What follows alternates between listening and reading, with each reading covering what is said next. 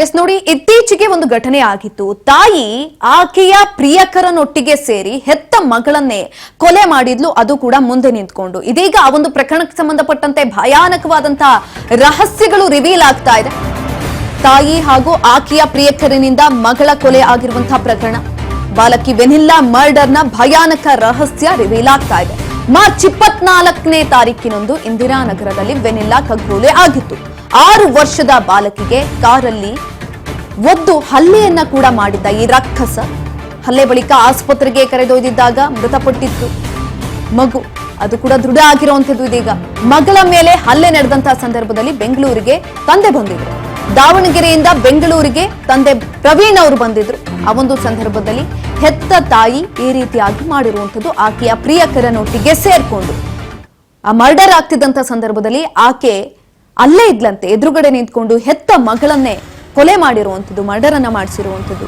ಇದರಲ್ಲೂ ಕೂಡ ಬೆಂಗಳೂರಿಗೆ ಯಾವಾಗ ವೆನಿಲ್ಲಾ ಅವರ ತಂದೆ ಪ್ರವೀಣ್ ಅವರು ಬರ್ತಾರೆ, ಆ ಸಂದರ್ಭದಲ್ಲಿ ಅದೇ ಒಂದು ಸಮಯವನ್ನ ನೋಡಿಕೊಂಡು ಪ್ರಿಯಕರನೊಟ್ಟಿಗೆ ಸೇರಿ ಆ ಹೆತ್ತ ತಾಯಿ ಆ ಪುಟಾಣಿ ಕಂದಮ್ಮನನ್ನ ಬಲಿ ತೆಗೆದುಕೊಂಡಿದ್ದಂಥದ್ದು. ರಹಸ್ಯಗಳು ಇದೀಗ ಬಯಲಾಗ್ತಾ ಇದೆ. ಯಾವಾಗ ವಿಚಾರ ಗೊತ್ತಾಯ್ತೋ ಕಲರ್ ಕಥೆಯನ್ನ ಕಟ್ಲು. ಮೊದಲಿಗೆ ಐಸ್ ಕ್ರೀಮ್ ಕತೆ, ತದನಂತರ ಬಿರಿಯಾನಿ ಕತೆ, ಎಲ್ಲವನ್ನ ಕೂಡ ಕಟ್ಟಿದ್ದಂಥದ್ದು. ಆದ್ರೆ ಇಲ್ಲಿ ಆಗಿರೋ ಅಸಲಿ ಮ್ಯಾಟರೇ ಬೇರೆ ಇದೆ. ಮಾರ್ಚ್ 24ನೇ ತಾರೀಕಿನಂದು ನಡೆದಿರುವಂತಹ ಘಟನೆ ಇದು. ಮಗಳನ್ನ ನೋಡೋದಕ್ಕೆ ಅಂತ ತಂದೆ ಬಂದಂತಹ ಸಂದರ್ಭದಲ್ಲಿ ಪಾಪಿ ತಾಯಿ ಕಥೆಯನ್ನ ಕಟ್ಟಿದ್ದು. ಬಿರಿಯಾನಿ ಐಸ್ ಕ್ರೀಮ್ ಅನ್ನ ತಿಂದು ಸಮಸ್ಯೆ ಆಗಿದೆ ಅಂತ ಈ ರಕ್ಕಸಿ ತಾಯಿ ಹೇಳಿದ್ರು. ಮಾರ್ಚ್ 25ರ ಸಂಜೆ ತರಾತುರಿಯಲ್ಲಿ ಬಾಲಕಿಯ ಅಂತ್ಯಕ್ರಿಯೆಯನ್ನು ಕೂಡ ಮಾಡಲಾಗಿತ್ತು. ವೆನಿಲ್ಲಾ ಮೂಗಲ್ಲಿ ರಕ್ತ ಬಂದಿದೆ ಅಂತ ಕುಟುಂಬಸ್ಥರಿಗೆ ಡೌಟ್ ಕೂಡ ಬಂದಿತ್ತು. ತಂಗಿ ಪ್ರಿಯಾಂಕಾ ಮೇಲೆ ಅನುಮಾನ ಪಟ್ಟಿದ್ರು ಅಣ್ಣ ರಾಘವೇಂದ್ರ. ಪ್ರಿಯಾಂಕಾ ಹಾಗೂ ಮೋಹನ್ ವಿರುದ್ಧ ದೂರನ್ನ ಕೂಡ ಪತಿ ಪ್ರವೀಣ್ ಅವರು ನೀಡಿದ್ರು. ನೋಡಿ, ಪ್ರಿಯಾಂಕಾ ಆರೋಪಿ, ಆಕೆಯ ಅಣ್ಣನೇ ಅನುಮಾನವನ್ನ ಪಟ್ಟಿದ್ದಂಥದ್ದು. ಯಾಕಂತ ಅಂದ್ರೆ ಮಗುವಿನ ಮೂಗಲ್ಲಿ ರಕ್ತ ಕೂಡ ಬಂದಿತ್ತಂತೆ. ತರಾತುರಿಯಲ್ಲಿ 25ನೇ ತಾರೀಕಿಗೆ ಆ ಮಗುವಿನ ಅಂತ್ಯಕ್ರಿಯೆಯನ್ನ ಕೂಡ ಮಾಡ್ಲಾಗತ್ತೆ. ಯಾಕಂತ ಅಂದ್ರೆ ಯಾರಿಗೂ ಕೂಡ ಡೌಟ್ ಬರಬಾರ್ದು ಅಂತ. ಯಾವಾಗ ವೆನಿಲ್ಲಾ ಅವರ ತಂದೆ ಬೆಂಗಳೂರಿಂದ ವಾಪಸ್ ಹೋಗ್ತಾರೆ, ಆ ಸಂದರ್ಭದಲ್ಲಿ ಡಿಫ್ರೆಂಟ್ ಆಗಿ ಕಥೆಯನ್ನ ಕಟ್ಟಿದಂಥದ್ದು. ಹೇಗಾಯ್ತು ಏನಾಯ್ತು ಅಂತ ವಿಚಾರಿಸಿದಂತ ಸಂದರ್ಭದಲ್ಲಿ ಐಸ್ ಕ್ರೀಮ್ ತಿಂದಿತ್ತು ಮಗು, ಬಿರಿಯಾನಿಯನ್ನ ತಿಂದಿತ್ತು, ಹಾಗಾಗಿ ಈ ರೀತಿಯಾಗಿ ಆಗೋಗಿದೆ, ಆಸ್ಪತ್ರೆಗೆ ಕರ್ಕೊಂಡೋದ್ರೂ ಕೂಡ ಯಾವುದೇ ರೀತಿಯಾದಂತಹ ಪ್ರಯೋಜನ ಆಗ್ಲಿಲ್ಲ ಅನ್ನುವ ನಿಟ್ಟಿನಲ್ಲಿ ಕಥೆಗಳನ್ನ ಕಟ್ಟಿದಂಥದ್ದು. ವೆನಿಲ್ಲಾ ಸಾವಿನ ಕೇಸ್ನಲ್ಲಿ ಪೊಲೀಸರು ನಿರ್ಲಕ್ಷ್ಯವನ್ನ ವಹಿಸಿದ್ರ. ಯುಡಿಆರ್ ದಾಖಲಿಸಿಕೊಂಡು ಕಾಡುಗೋಡಿ ಪೊಲೀಸರು ಸೈಲೆಂಟ್ ಆಗಿದ್ದಾರೆ. ಪಿಎಂ ರಿಪೋರ್ಟ್ ಬರಲಿ ಅಂತ ಹೇಳಿ ಪೊಲೀಸರು ಕಳಿಸಿದ್ರಂತೆ. ಏಪ್ರಿಲ್ 4ನೇ ತಾರೀಕಿನಂದು ವೆನಿಲ್ಲಾ ಮರಣೋತ್ತರ ಪರೀಕ್ಷೆ ವರದಿ ಬಂದಿತ್ತು. ಮೂಗಿಗೆ ಮಾಸ್ಕ್ ಅನ್ನ ಹಾಕಿರ್ತಾರೆ, ಅದಕ್ಕೆ ರಕ್ತ ಬಂದಿರಬಹುದು. ಪಿಎಂ ರಿಪೋರ್ಟ್ ಅಂದ್ರೆ ಸಾಕಾಗೋದಿಲ್ಲ, ಎಫ್ಎಸ್ಎಲ್ ವರದಿ ಬರಲಿ. ಎಫ್ಎಸ್ಎಲ್ ವರದಿ ಬಂದ ಮೇಲೆ ನೋಡೋಣ ಅಂತ ಕಾಕಿ ಹೇಳಿತ್ತಂತೆ. ನೋಡಿ, ಪೊಲೀಸರು ಕೂಡ ಇದರಲ್ಲಿ ನಿರ್ಲಕ್ಷ್ಯವನ್ನ ವಹಿಸಿರುವಂತದ್ದು. 24ನೇ ತಾರೀಕಿನೊಂದು ಕೊಲೆ ಆಗಿದೆ, ಆದ್ರೂ ಕೂಡ ಕಂಪ್ಲೇಂಟ್ ಕೊಟ್ಟರು ಕೂಡ ಸಬಬ್ಗಳನ್ನ ಹೇಳ್ಕೊಂಡು ಬರ್ತಿದ್ದಾರೆ ಪೊಲೀಸ್ನವರು. ಯಾವುದೇ ರೀತಿಯಾದಂತಹ ಕ್ರಮವನ್ನ ತೆಗೆದುಕೊಳ್ಳೋದಕ್ಕೆ ಹೋಗ್ತಾ ಇಲ್ಲ. ಒಂದ್ ಕಡೆನಲ್ಲಿ ಪಿಎಂ ವರದಿ ಬಂದ್ರೆ ಸಾಕಾಗೋದಿಲ್ಲ, ಎಫ್ಎಸ್ಎಲ್ ವರದಿ ಬರ್ಬೇಕಂತ ಕೇಳ್ತಾರೆ. ಎಫ್ಎಸ್ಎಲ್ ವರದಿ ಬಂದ ಮೇಲೆ ನೋಡೋಣ ಏನಾಗಿದೆ ಅನ್ನೋದನ್ನ ಹೇಳ್ತಾರೆ ಅನ್ನೋ ರೀತಿನಲ್ಲಿ ಹೇಳ್ತಾ ಇರುವಂತದ್ದು. ಹಾಗಾಗಿ ಪೊಲೀಸರ ನಿರ್ಲಕ್ಷ್ಯ ಎದ್ದು ಕಾಣಿಸ್ತಾ ಇದೆ ಈ ವಿಚಾರದಲ್ಲಿ. ಯುಡಿಆರ್ ಅನ್ನ ದಾಖಲಿಸಿಕೊಂಡು ಕಾಡುಗೋಡಿ ಪೊಲೀಸರು ಸೈಲೆಂಟ್ ಆಗಿರುವಂತದ್ದು. ಯಾವ ಕ್ರಮವನ್ನು ತೆಗೆದುಕೊಳ್ಳೋದಕ್ಕೆ ಮುಂದಾಗ್ತಾ ಇಲ್ಲ, ಆಕ್ಷನ್ ಅನ್ನ ತೆಗೆದುಕೊಳ್ಳೋದಕ್ಕೆ ಮುಂದಾಗ್ತಾ ಇಲ್ಲ, ಏನೂ ಇಲ್ಲ.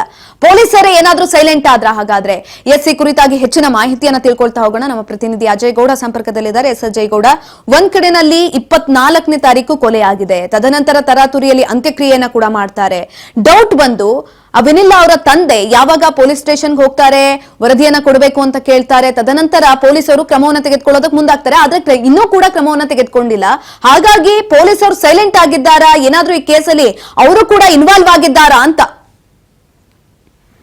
ಖಂಡಿತ. ಅಂದ್ರೆ ಈ ರೀತಿಯಾದಂತಹ ಒಂದು ಅನುಮಾನಗಳು ಕೂಡ ಸಹಜವಾಗಿಯೇ ಬರುತ್ತೆ. ಯಾಕಂದ್ರೆ ಈ ಒಂದು ಮಗು ಕೊಲೆ ಪ್ರಕರಣಕ್ಕೆ ಸಂಬಂಧಪಟ್ಟಂತೆ ಇದೀಗ ಕಾಡುಗೋಡಿ ಪೊಲೀಸರು ಒಂದ್ ಕಡೆ ಪ್ರಮುಖ ಆರೋಪಿ ಏನಿದ್ದಾನೆ ಈ ಪ್ರಿಯಾಂಕಾ ಅವರ ಪ್ರಿಯಕರ ಮೋಹನ್, ಆತನನ್ನ ಈಗಾಗಲೇ 10 ದಿನಗಳ ಕಾಲ ಒಂದು ಕಸ್ಟಡಿಗೆ ತೆಗೆದುಕೊಂಡಿದ್ದಾರೆ. ಆತನನ್ನ ವಿಚಾರಣೆ ಮಾಡುವಂತ ಸಂದರ್ಭದಲ್ಲಿ ಆತ ಕೆಲವೊಂದಷ್ಟು ಸ್ಟೇಟ್ಮೆಂಟ್ ಅನ್ನ ಕೊಟ್ಟಿದ್ದಾನೆ.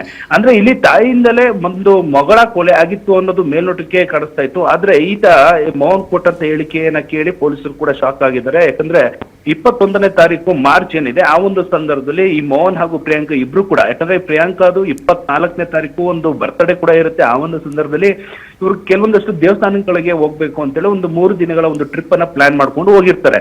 24ನೇ ತಾರೀಕು ವಾಪಸ್ ಬೆಂಗಳೂರಿಗೆ ಬರ್ತಾರೆ. ಆ ಒಂದು ಸಂದರ್ಭದಲ್ಲಿ ಇಂದ್ರನಗರದಲ್ಲಿ ಈ ಪ್ರಿಯಾಂಕಾ ಏನಿದ್ದಾಳೆ ಆಕೆ ಶಾಪಿಂಗ್ ಗೆ ಹೋಗಿರ್ತಾಳೆ.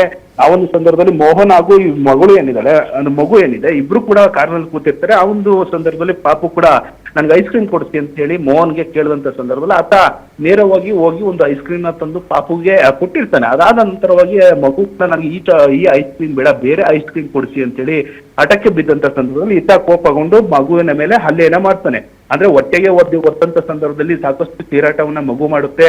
ಆ ವೇಳೆಯಲ್ಲಿ ಆತ ಬಾಯಿನ ಮುಚ್ಚಿಕೊಂಡು ಅಂದ್ರೆ ಉಸಿರು ನಿಲ್ಸುವಂತ ರೀತಿಯಲ್ಲಿ ಕೊಲೆ ಮಾಡುವಂತ ಉದ್ದೇಶದಿಂದಲೇ ಈ ರೀತಿಯಾಗಿ ಹಲ್ಲೆನ ಮಾಡಿ ಹೊಟ್ಟೆಗೆ ಹೊಡೆದಂತ ಸಂದರ್ಭದಲ್ಲಿ ಬ್ಲಡ್ ಕ್ಲಾತ್ ಆಗಿ ಆ ಹುಡುಗಿ ಮಗು ಏನಿದೆ ಅದು ಇಮಿಡಿಯೇಟ್ ಆಗಿ ಅಲ್ಲೇ ಉಸಿರಾಟದ ತೊಂದರೆಯಿಂದಾಗಿ ಸಾವನ್ನಪ್ಪಿರುತ್ತೆ. ಮೇಲ್ನೋಟಕ್ಕೆ ಇದು ಬೇಕು ಅಂತಲೇ ಈ ಒಂದು ಕೊಲೆ ಮಾಡುವಂತ ಉದ್ದೇಶದಿಂದಲೇ ಈ ರೀತಿಯಾಗಿ ಮಾಡಿದಾನೆ ಅನ್ನೋದು ಕೂಡ ಪೊಲೀಸರಿಗೆ ಗೊತ್ತಾಗಿದೆ. ಯಾವಾಗ ಈ ಒಂದು ಕೊಲೆ ಆಗುತ್ತೋ ನಂತರವಾಗಿ ಇಲ್ಲಿ ಕಾರ್ಗೆ ಬಂದ ಪ್ರಿಯಾಂಕಾ ಏನ್ ಹೇಳ್ತಾಳೆ, ಆವಾಗ ಬಂದಂತ ಸಂದರ್ಭದಲ್ಲಿ ಏನಾಯ್ತು ಅಂತ ವಿಚಾರಿಸಿದಾಗ ಈ ಮೋಹನ್ ಏನಿದ್ದಾನೆ ಆತ ಒಂದು ಹೇಳಿಕೆಯನ್ನ ಕೊಡ್ತಾನೆ. ಹೌದು, ಈ ರೀತಿಯಾಗಿ ಎಡವಟ್ಟಾಗಿದೆ, ಈ ರೀತಿಯಾಗಿ ನೀವು ಹೊಡೆದೆ, ಈ ಸತ್ತೋಗಿದೆ ಮಗು ಅಂತ ಹೇಳಿ ನಡೆದಿದ್ದಂತ ಘಟನೆ ಎಲ್ಲಾನು ಕೂಡ ಹೇಳ್ತಾರೆ. ಅದಾದ ನಂತರವಾಗಿ ಇಬ್ರು ಕೂಡ ತಮ್ಮ ವಿಲ್ಲಾಗೆ ಹೋಗ್ತಾರೆ. ವಿಲ್ಲಾಗೆ ಹೋದಂತ ಸಂದರ್ಭದಲ್ಲಿ ಮಗು ಮಲ್ಕೊಂಡಿದೆ ಅನ್ನೋ ರೀತಿಯಲ್ಲಿ ಮಗುನ ಎತ್ಕೊಂಡು ಮನೆಗೆ ಹೋಗಿ ಅಲ್ಲಿ ರಾತ್ರಿ ಎಲ್ಲ ಪ್ಲಾನ್ ಅನ್ನ ಮಾಡ್ತಾರೆ. ಯಾವ ರೀತಿಯಾಗಿ ಈ ಒಂದು ಕೊಲೆಯನ್ನ ಮುಚ್ಚಿ ಹಾಕ್ಬೇಕು, ಯಾವ ರೀತಿಯಾಗಿ ಒಂದು ಡೆತ್ ಆಗಿದೆ ಅನ್ನುವಂತ ಒಳಸಂಚನ ಮಾಡೋದಕ್ಕೆ ಮುಂದಾಗ್ತಾರೆ. ಬೆಳಗ್ಗೆ ಎದ್ದು ಒಂದು ಖಾಸಗಿ ಆಸ್ಪತ್ರೆಗೆ ಕರ್ಕೊಂಡು ಹೋಗ್ತಾರೆ. ರಾತ್ರಿ ಮಗು ಮೆಟ್ಲಿಂದ ಬಿದ್ದಿತ್ತು, ಅವಾಗ ಅಳ್ತಾ ಇತ್ತು. ಅವಾಗ ನಾವು ಮಗುನ ಮಲಗಿಸಿದ್ವಿ. ಆದ್ರೆ ಬೆಳಗ್ಗೆ ಎದ್ದಂತ ಸಂದರ್ಭದಲ್ಲಿ ಮಗು ಮಾತಾಡ್ತಾ ಇಲ್ಲ, ಅನ್ಕಾನ್ಶಿಯಸ್ ಆಗಿದೆ ಅನ್ನೋದನ್ನ ಅಲ್ಲಿರುವಂತಹ ಒಂದು ಖಾಸಗಿ ಆಸ್ಪತ್ರೆ ವೈದ್ಯರಿಗೆ ತಿಳಿಸ್ತಾರೆ. ಅದಾಗಿ ಅಲ್ಲಿ ಪರೀಕ್ಷೆನ ಮಾಡಿದಂತ ವೈದ್ಯರು ಇಲ್ಲ ಮಗು ಸಾವನ್ನಪ್ಪಿದೆ ಅಂತ ಹೇಳಿದಂತ ಸಂದರ್ಭದಲ್ಲಿ ಇಮಿಡಿಯೇಟ್ ಆಗಿ ಅವರು ಆ ಒಂದು ಮರಣೋತ್ತರ ಪರೀಕ್ಷೆಯನ್ನು ನಡೆಸಿ ಅಂತ್ಯಕ್ರಿಯೆಯನ್ನು ಕೂಡ 25ನೇ ತಾರೀಕು ಮಾಡ್ತಾರೆ. ಯಾವಾಗ ದಾವಣಗೆರೆಯಿಂದ ಈ ಒಂದು ಮಗುವಿನ ತಂದೆ ಪ್ರವೀಣ್ ಏನಿದ್ದಾರೆ ಅವರು ಬಂದಂತ ಸಂದರ್ಭದಲ್ಲಿ ಇಲ್ಲಿ ಪ್ರಮುಖವಾಗಿ ಪ್ರಿಯಾಂಕಾ ಒಂದು ಸಹೋದರ ಏನಿದ್ದಾನೆ ಆತ ಸಾಕಷ್ಟು ಅನುಮಾನ ಕೊಡ್ತಾನೆ. ಯಾಕಂದ್ರೆ ಆಸ್ಪತ್ರೆಯಿಂದ ಡಿಸ್ಚಾರ್ಜ್ ಆಗಿ ಅಂದ್ರೆ ಮರಣೋತ್ತರ ಪರೀಕ್ಷೆನ ಮುಗಿಸ್ಕೊಂಡು ಬಂದಂತ ಸಂದರ್ಭದಲ್ಲಿ ಮಗುವಿನ ಮೂಗಿನಿಂದ ರಕ್ತ ಬರ್ತಾ ಇತ್ತು. ಅವಾಗ ಈ ಒಂದು ವಿಚಾರವನ್ನ ಮಗುವಿನ ತಂದೆಗೆ ಪ್ರವೀಣ್ಗೆ ಹೇಳಿದಂತ ಸಂದರ್ಭದಲ್ಲಿ ಆತ ಪೊಲೀಸರಿಗೆ ಕ್ವಶನ್ ಅನ್ನ ಮಾಡ್ತಾನೆ.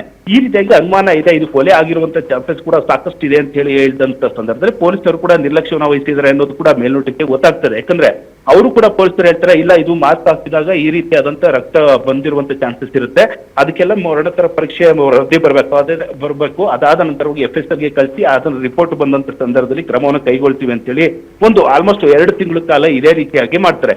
ಆದ್ರೆ ಮಾರ್ಚ್ 24ನೇ ತಾರೀಕು ರಾತ್ರಿ ಮಗು ಸಾವನ್ನಪ್ಪುತ್ತೆ. ಅದೇ ಮೇ 4ನೇ ತಾರೀಕು ಒಂದು ವರದಿ ಬರುತ್ತೆ. ಆ ವರದಿಯನ್ನ ಬಂದ್ರೂ ಕೂಡ ಪೊಲೀಸರು ಕ್ರಮವನ್ನು ಕೈಗೊಳ್ಳೋದಿಲ್ಲ. ನಂತರ ಆ ಮರಣೋತ್ತರ ಪರೀಕ್ಷೆಯ ವರದಿಯನ್ನ ನೇರವಾಗಿ ಈ ಪ್ರವೀಣ್ ಏನಿದ್ರೆ ಅವರ ಸಹೋದರಿಗೆ ವಿದೇಶದಲ್ಲಿರುವಂತಹ ಅವರು ಕೂಡ ಡಾಕ್ಟರ್ ಆಗಿದ್ದಾರೆ ಅವ್ರಿಗೆ ಕಳಿಸಿದಂತ ಸಂದರ್ಭದಲ್ಲಿ ಇದು ಖಂಡಿತವಾಗಿ ಇದು ನಾರ್ಮಲ್ ಡೆತ್ ಅಲ್ಲ, ಇದು ಕೊಲೆ ಆಗಿರುವಂತ ಚಾನ್ಸಸ್ ಇದೆ ಅಂತ ಹೇಳಿ ಅನುಮಾನವನ್ನ ವ್ಯಕ್ತಪಡಿಸ್ತಾರೆ. ಇದಾದ ನಂತರವಾಗಿ ಖುದ್ದು ಅವರು ಕೆಲವೊಂದಷ್ಟು ಹಿರಿಯ ಅಧಿಕಾರಿಗಳು ಅಂದ್ರೆ ಆಲ್ಮೋಸ್ಟ್ ಮೇ 28, 29, 30 ಈ ಒಂದು ಹಿರಿಯ ಅಧಿಕಾರಿಗಳ ಅಂದ್ರೆ ACP ಆಗಿರ್ಬೋದು ಜೊತೆಗೆ ಹಿರಿಯ ಅಧಿಕಾರಿಗಳಿಗೆ ಗಮನಕ್ಕೆ ತರ್ತಾರೆ. ಈ ಮರಣೋತ್ತರ ಪರೀಕ್ಷೆಯ ಮೇಲೆ ಸಾಕಷ್ಟು ಅನುಮಾನ ಇದೆ, ಕೊಲೆ ಆಗಿರುವಂತ ಚಾನ್ಸಸ್ ಇದೆ ಅಂತ ಹೇಳಿ ಆ ಒಂದು ಮಾಹಿತಿಯನ್ನು ಕೊಟ್ಟಂತ ನಂತರವಾಗಿ ಜೂನ್ 4ನೇ ತಾರೀಕು ಒಂದು FIR ಮಾಡ್ಕೊಳ್ಳುವಂತ ಪ್ರಕ್ರಿಯೆಯನ್ನ ಕೂಡ ಪೊಲೀಸರು ಮಾಡ್ತಾರೆ. ಅದು ಮರಣೋತ್ತರ ಪರೀಕ್ಷೆಯ ವರದಿಯ ಆಧಾರದ ಮೇಲೆ. ಸದ್ಯ ಈ ಒಂದು ಪ್ರಕರಣದಲ್ಲಿ ಯಾವಾಗ ಅನುಮಾನ ಬರುತ್ತೆ ಇಮಿಡಿಯೇಟ್ ಆಗಿ ಇಲ್ಲಿ ಪ್ರಿಯಾಂಕಾ ಮೋಹನ್ ಅನ್ನ ಅರೆಸ್ಟ್ ಮಾಡ್ತಾರೆ. ಮತ್ತೊಂದು ಕಡೆ ಮೋಹನ್ ಅರೆಸ್ಟ್ ಆಗುವಂತ ಸಂದರ್ಭದಲ್ಲಿ ಕೂಡ ಪ್ರಿಯಾಂಕಾ ಅಬ್ಸೆಂಟ್ ಆಗಿದ್ದಾಳೆ. ಹೀಗಾಗಿ ಆಕೆ ಎಲ್ಲಿದ್ದಾಳೆ ಏನ್ ಮಾಡ್ತಾ ಇದ್ದಾಳೆ ಅನ್ನುವಂತ ಪತ್ತೆ ಮಾಡುವಂತ ಕೆಲಸವನ್ನ ಪೊಲೀಸರು ಮಾಡ್ತಾರೆ. ಆದ್ರೆ ಮೋಹನ್ ಕೊಟ್ಟಿರುವಂತ ಹೇಳಿಕೆ ಅಂದ್ರೆ ಇಲ್ಲಿ ತಾಯಿಯಿಂದಲೇ ಮಗುವಿನ ಕೊಲೆ ಆಗಿತ್ತು ಮೇಲ್ನೋಟಿಗೆ ಪ್ರಾಥಮಿಕ ತನಿಖಾ ಹಂತದಲ್ಲಿ ಗೊತ್ತಾಗಿತ್ತು. ಆದ್ರೆ ಆರೋಪಿ ಮೋಹನ್ ಈಗ ಎಲ್ಲ ಆತನೇ ಮಾಡಿದ್ದು, ಕೊಲೆಯನ್ನ ಮಾಡಿದ್ದು ನಾನೇ ಅಂತ ಹೇಳಿ ತಪ್ಪೊಪ್ಪಿಗೆನ ಕೂಡ ಒಪ್ಕೊಂಡಿದ್ದಾನೆ. ಹೀಗಾಗಿ ಪೊಲೀಸರು ಈಗ ಆತನನ್ನ ಕಸ್ಟಡಿಗೆ ಪಡೆದು ಎಂಕ್ವೈರಿನ ಮಾಡ್ತಾ ಇದ್ರೆ, ಮತ್ತೊಂದು ಕಡೆ ಅದ ಪತ್ತೆ ಆಗಿರುವಂತ ಪ್ರಿಯಾಂಕಳನ್ನ ಆಕೆಯನ್ನ ಬೇಕು ಅಂತ ಹೇಳಿ ಪೊಲೀಸರು ಬಲೆ ಬೀಸಿರುವಂತದ್ದು. ಧನ್ಯವಾದಗಳು ಅಜಯ್, ಹೆಚ್ಚಿನ ಮಾಹಿತಿಗಾಗಿ.